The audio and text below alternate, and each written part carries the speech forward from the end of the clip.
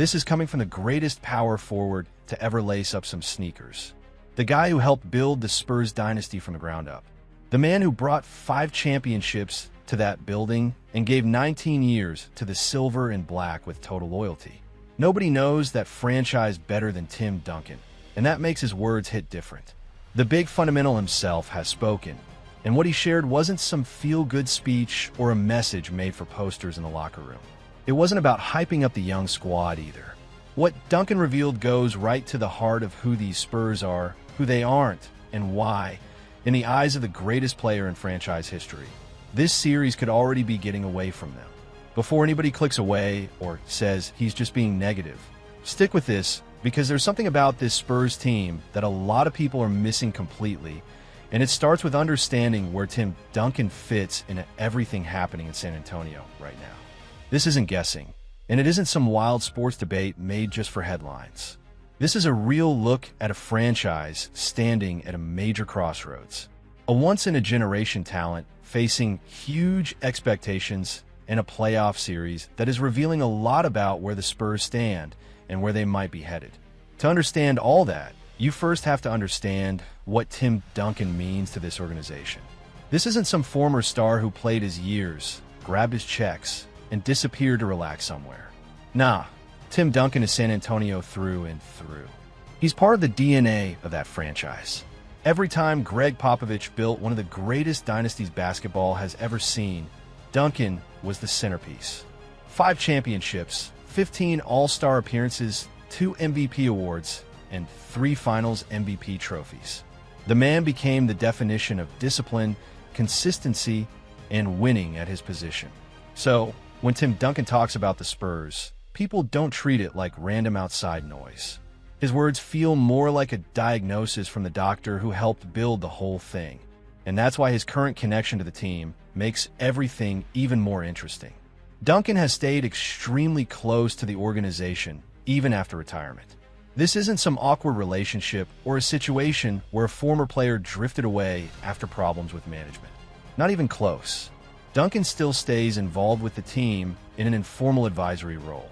He's around games, he's spotted inside the facility, and he's constantly helping younger players improve. He had Popovich's trust before the coaching changes, and the front office respects him in a way very few retired players around the league can match, maybe outside of someone like Larry Bird in Indiana. When Tim Duncan walks into the Spurs building, people lock in and listen. Players notice, coaches notice, everybody notices. He's not some memory from years ago. He's a living symbol of everything this franchise is supposed to represent. And think about what that mentorship really looks like behind the scenes, because this ain't some setup where Duncan sits in a fancy suite tapping away on a tablet while throwing out generic advice. That's not his style at all. He's hands-on with it. He pulls young big men aside and breaks down footwork, positioning, and how to read defenses before the ball even gets there.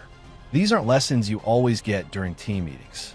These are quiet one-on-one talks where one of the smartest players ever is passing down years of game to the next wave of Spurs basketball. And that's powerful stuff. But here's the crazy part. When players have access to that kind of knowledge and still struggle when the pressure rises, it says something important. It shows that knowing what to do and being ready to do it are 2 totally different things. A player can understand every detail and still freeze when the spotlight gets bright and everything is on the line. That's the gap Duncan is talking about. That's the issue this series has put on full display. So, whenever Tim Duncan makes comments, whether it's during an interview, through conversations that eventually get reported, or through those honest moments that spread around basketball circles, people pay attention for a reason. His words carry serious weight because they come from somebody who has seen every level of success this franchise has ever reached. And that's why what he's been saying has everybody around the league talking. Those words matter because of who Tim Duncan is, how close he still is to the organization, and because he's never been known as somebody who talks crazy just to grab attention. Duncan isn't Skip Bayless.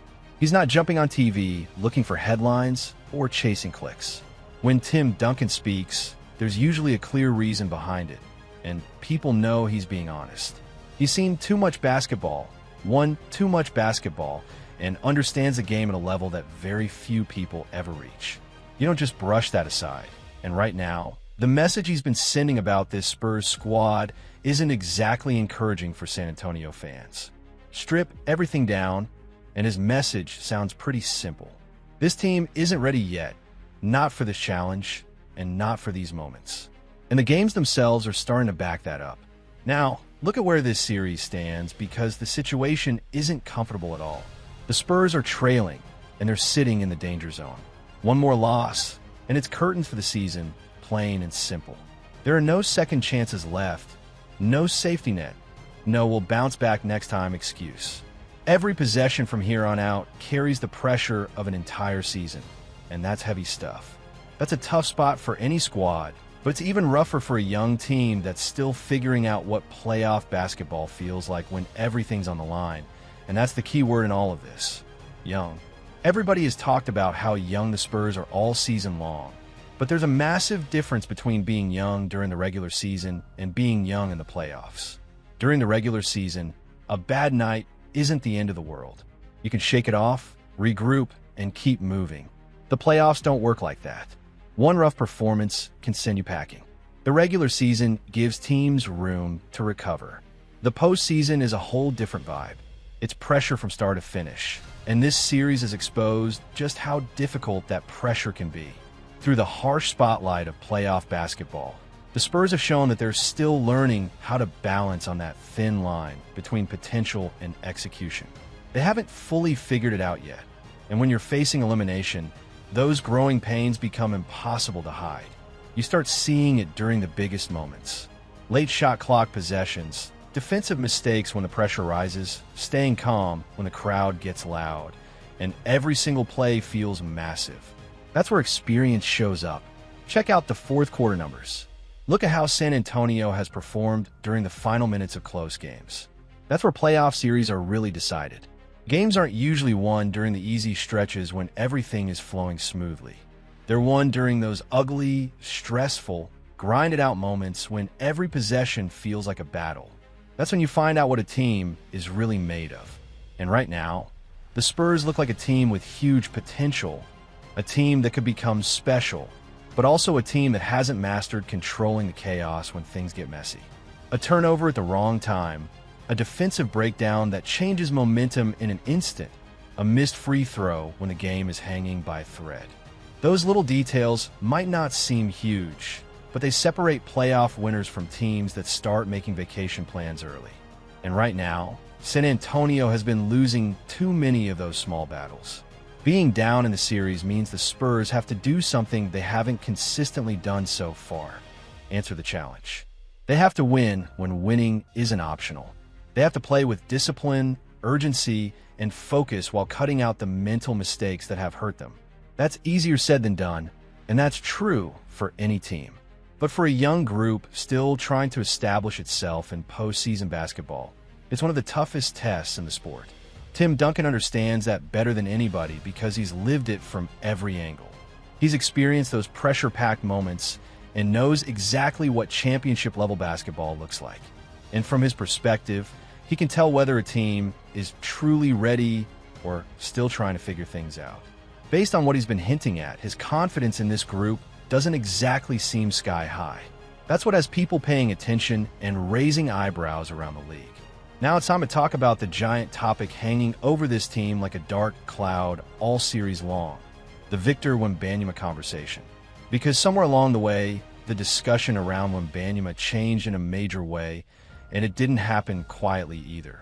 The debate became loud, heated, and completely split fans and analysts into different camps, turning into one of the biggest storylines surrounding this series. The Wemby is overrated crowd has gotten way louder during this series, and it's worth looking at where all that criticism is coming from, why it's picking up steam, and whether there's actually something behind it, or if this is just the internet doing what it always does. First, let's keep it real. Victor Wembanyama is one of the most unique talents the NBA has ever seen. His size, wingspan, mobility, shot blocking instincts, and offensive skill set at such a young age are unlike almost anything basketball fans have witnessed before. There really isn't an easy comparison for what he brings to the floor, and that's why the excitement around him exploded from start. When Wembanyama entered the league, the hype was on another level. People hadn't seen expectations this massive since LeBron James first arrived. Scouts were using words they almost never use. Former stars were making statements that sounded huge. Fans weren't expecting Wemby to simply become a good player. People were talking about him as a once-in-a-generation superstar, somebody who could change the way basketball looks for players his size, and that's exactly where the overrated debate started. Not because Wembanyama is a bad player, because he clearly isn't, far from it.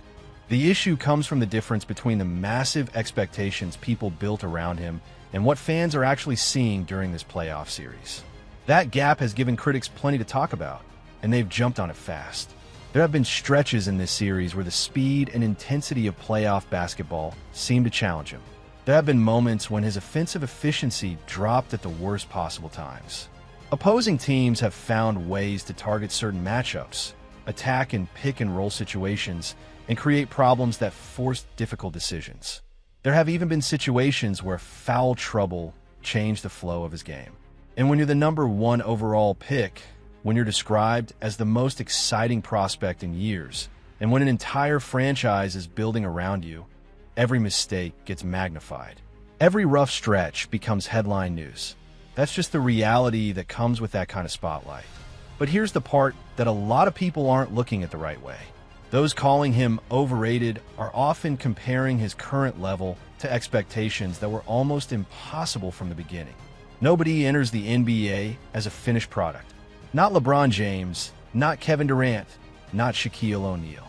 Every legendary player had a period where their talent was obvious, but their game still needed time to catch up to their potential. The difference is that most future stars were allowed to develop without carrying the weight of being called the greatest prospect ever before playing a single NBA game. Wembanyama never got that luxury. The expectations were sky high from day one. So every time he doesn't deliver something spectacular, critics add another page to the overrated discussion.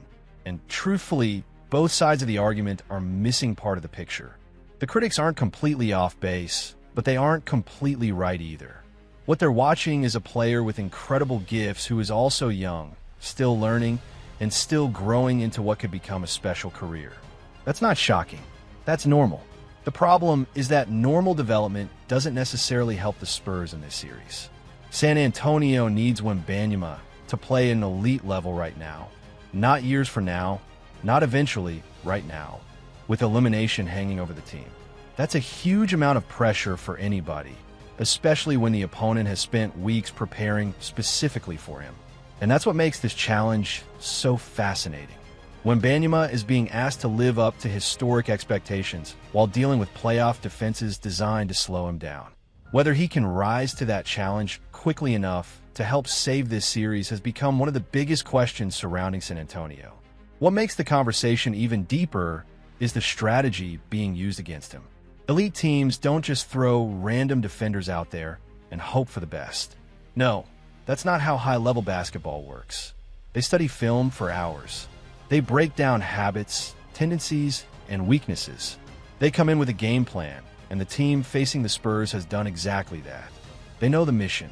Attack early, make things uncomfortable, use physical play in the post, try to force difficult situations, and put pressure on him from the opening tip. And while they're loading up defensively against Victor, they're also daring the rest of the Spurs roster to step up and make them pay. That's the chess match happening inside this series, and it's putting Wembanyama under a spotlight that keeps getting brighter with every game. That's a smart strategy, and more importantly, it's one that's actually worked during some of the biggest moments in this series. The big question for Victor Wembanyama moving forward, not just in this game, but throughout his entire career, is how fast he can adjust when opponents take away the things that make him comfortable. That's what separates good players from great players, and great players from all-time legends. Tim Duncan mastered that skill. He evolved, adjusted, and kept finding answers no matter what defenses threw at him. Now the spotlight turns to Wembanyama. Can he reach that level of adaptability before this series slips away?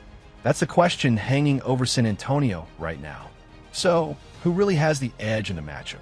Let's talk about it directly, because avoiding the conversation doesn't help anybody. The team facing the Spurs has shown throughout this series that, at this moment, they look like the more complete group. That's just what the games have shown.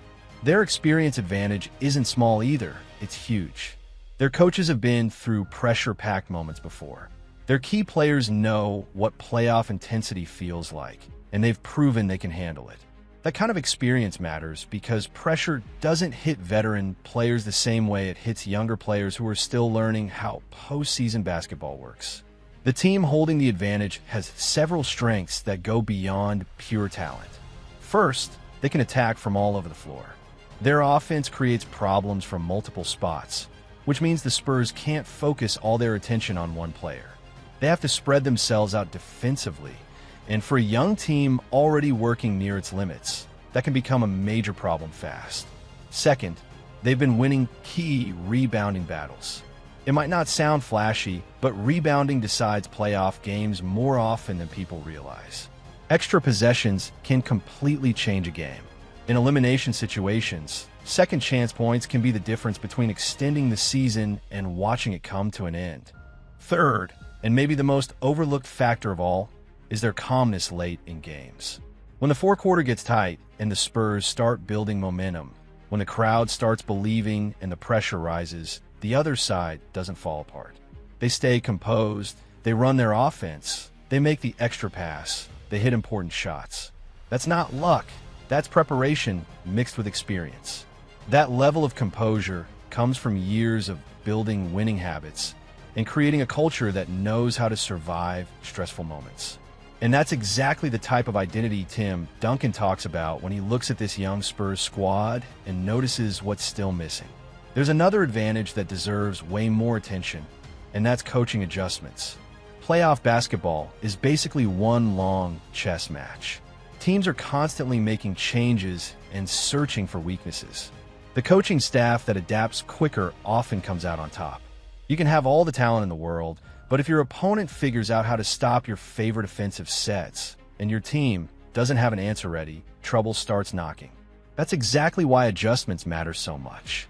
The team currently favored in this series has shown an ability to recognize problems quickly and solve them before they become bigger issues. That's high-level coaching. And while the Spurs coaching staff deserves credit for guiding such a young group, the experience gap on the bench is real, and moments like these tend to expose it. But here's the thing, the Spurs are not finished yet. They still have a path. Is it narrow? Absolutely. Does it require almost perfect basketball? No doubt. But the opportunity is still there. For San Antonio to pull this off, three major things need to happen consistently. First, Victor Wembanyama has to take control offensively right from the opening tip, not later in the game after momentum has already shifted. From the jump ball, he needs to set the tone and force the opponent to react to him instead of the other way around. Every shot he takes needs to look confident and deliberate. No hesitation, no second guessing, just attack mode from the start. Second, the role players have to let it fly with confidence. That sounds easy, but in elimination games, confidence becomes one of the hardest things to maintain. Miss a few shots, hear the crowd get quiet, and suddenly players start overthinking everything. The instinct becomes passing up open looks and waiting for the star to save the day. But that's dangerous because once those shots stop coming, defenses tighten up around Wembanyama and make life much harder. The supporting cast has to trust their work and take those opportunities without fear. That's not optional if the Spurs want to keep their season alive. And third, they have to survive the storms that are coming because they're coming guaranteed. Every playoff game has momentum swings. At some point, the opponent is going to string together 8 or 10 straight points, and things are going to feel shaky. That's normal. The real test is how the Spurs respond. Do they panic? Do they start making rush decisions? Or do they stay together, adjust, and keep fighting? That's where playoff maturity shows up. Young teams often crack under those stretches. Experienced teams absorb the pressure and find a way back. Tonight, the Spurs need to play with the mindset of a veteran group, even if they haven't had years to build that experience yet. They need poise, discipline, and belief because those qualities matter just as much as talent when everything is on the line. As for the opponent, their path to closing out the series is actually much simpler than San Antonio's. But simple doesn't mean easy. It just means they understand exactly what they need to do and so far, they've shown they have the experience and structure to keep putting themselves in position to finish the job. Their biggest mission has to be slowing down the damage Victor Wembanyama can create in transition and in those mid-range spots where he becomes extremely dangerous. That's where his size, skill, and smooth movement really stand out. When Wembanyama catches the ball with space and time to read the defense, he's a serious problem for anybody. But if the game slows down into a physical half-court battle with defenders crowding him and making every possession tough, his impact becomes much easier to manage. They also need to keep attacking favorable matchups whenever they appear. If one of the Spurs reserves ends up defending their top scorer late in a close game, they can't ignore that opportunity. They have to go after it immediately. Championship-level teams don't sit around hoping the perfect matchup happens by accident. They actively hunt those situations and create them with purpose. That's where experience, preparation, and coaching come into play, and it's an area where San Antonio's opponent has shown a clear advantage throughout this series. And another thing they absolutely can't overlook is protecting the basketball. The Spurs are playing with desperation, and desperate teams bring energy and aggression. Their defensive pressure is naturally going to rise because they know their season is hanging in the balance. Teams with nothing left to lose can become extremely dangerous because they play freely and attack every opportunity. That's why careless turnovers can completely change the story of a series. In elimination games, sloppy mistakes can turn what should have been a closeout into a whole new battle. If the favorite team takes care of the ball, sticks to its offense, and leans on its experience during the biggest moments, the odds of closing out the series remain strong. But if they get too comfortable, if they start acting like the series is already finished before the clock hits zero, that's when things can get interesting. Talented young teams with nothing to lose are always dangerous because they play with urgency and confidence. Give them an opening, and they'll gladly take it. Now, let's bring everything back to where this whole conversation started, because every piece of this story connects to what Tim Duncan has been talking about. The series itself, the discussions around Wembanyama, the strategy battles, all of it ties back to the message coming from one of the greatest players to ever wear a Spurs jersey. And once you understand Duncan's relationship with this organization, what he represents, and everything he knows about winning basketball, his words start to sound less like opinions and more like a serious evaluation. Tim Duncan didn't reach legendary status by accident. He became who he is because of a culture that was carefully built in San Antonio over decades. It was a culture that valued discipline over flashy moments, execution over improvisation, team success over individual glory. Those Spurs championship teams weren't always the most talented squads in the league, but they were organized, connected, mentally tough, and prepared for every challenge. That's what made them special. That was the Duncan era. That was the identity that turned San Antonio into one of the most respected organizations in sports. And what Duncan seems to be pointing toward now is a team loaded with talent, built around a special young centerpiece, and supported by a coaching staff doing everything possible to help them grow. But they're still learning what it truly means to live up to that culture every single night. Victor Wembanyama is carrying enormous expectations before he's had years to fully absorb the same championship habits that helped shape Tim Duncan. Because the system that helped create Duncan's greatness wasn't only about basketball plays or defensive schemes. It was bigger than that. It was about repetition, about making the right decisions over and over until they became second nature. The right pass, the right rotation, the right read. Eventually, those habits became so deeply rooted that pressure couldn't break them. That's the secret sauce championship teams build over time, and it doesn't happen overnight. That process requires patience and long-term consistency. And while this Spurs group has plenty of talent, they're still writing the early chapters of their story. That's not an insult. That's not saying they can't become something special. In fact, the opposite is true. Just reaching the playoffs and pushing the series as far as they have is impressive for a young team still figuring things out. They force people around the league to take notice. They've shown flashes that should excite Spurs fans about what's coming next. Fast forward 2 or 3 years, and the entire conversation might look completely different. With more experience, another off-season of development for Wembanyama, and continued roster improvements around him, San Antonio could be the team entering a series with the advantage instead of chasing it. And the Spurs could become the squad everyone fears seeing in May and June again. They could become the experienced team with the chemistry, discipline, and confidence needed to thrive under pressure, just like they did during the Tim Duncan years. That future isn't fantasy. It's a real possibility, and plenty of people around the league believe it's coming. But here's the difficult truth. That future hasn't arrived yet, and that may be the most important thing Tim Duncan is trying to communicate. He's not saying the Spurs are doomed. He's saying that this particular moment, this particular series, and this particular season may have arrived a little earlier than expected for a group that's still growing. That's tough to hear, but sometimes the truth is tough. The foundation is being built. The pieces are coming together. The blueprint looks exciting.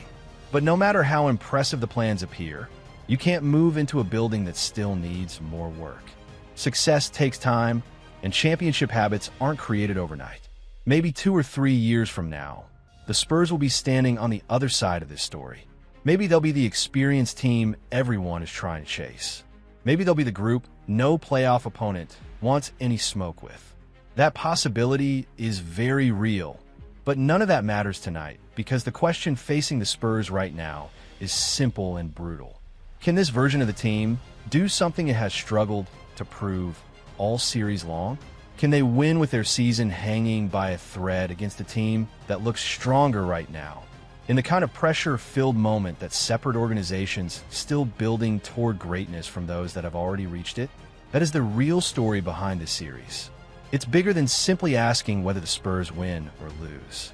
The bigger question is what this moment reveals about where they truly are in their development and how much work still needs to be done before they can fully unlock the incredible promise that brought so much excitement to San Antonio around Victor Wembanyama in the first place. Tim Duncan has lived through both sides of this journey. He knows what a team looks like when it's truly ready, and he knows what it looks like when a team is trying to convince itself it's ready before the foundation is fully built. He understands the difference between players competing with confidence because they know they can win and players competing with urgency simply because the moment demands it. And based on everything the big fundamental has been signaling, along with what we've seen unfold throughout this series, it doesn't seem like he believes this Spurs group has crossed that line just yet. Not this season, anyway. Still, if you step back and look at the entire picture, the series situation, the experience gap, the current talent differences, and the weight behind Tim Duncan's perspective, as somebody who knows this franchise inside and out, the outlook doesn't exactly point towards San Antonio being the favorite to finish the job. Instead, what emerges is the picture of a talented young squad going through one of the toughest lessons in basketball. The lesson about what it really takes to compete at the highest level. It's a lesson Tim Duncan learned under Greg Popovich. It's a lesson no great team escapes. And it's a lesson that often makes future contenders stronger, smarter, and much more dangerous down the road. If you enjoyed this breakdown, make sure you hit that like button and subscribe to the channel for more NBA stories, playoff analysis, and the biggest conversations around the league. Don't forget to share this video with other basketball fans and drop your thoughts down in the comments. Thanks for watching.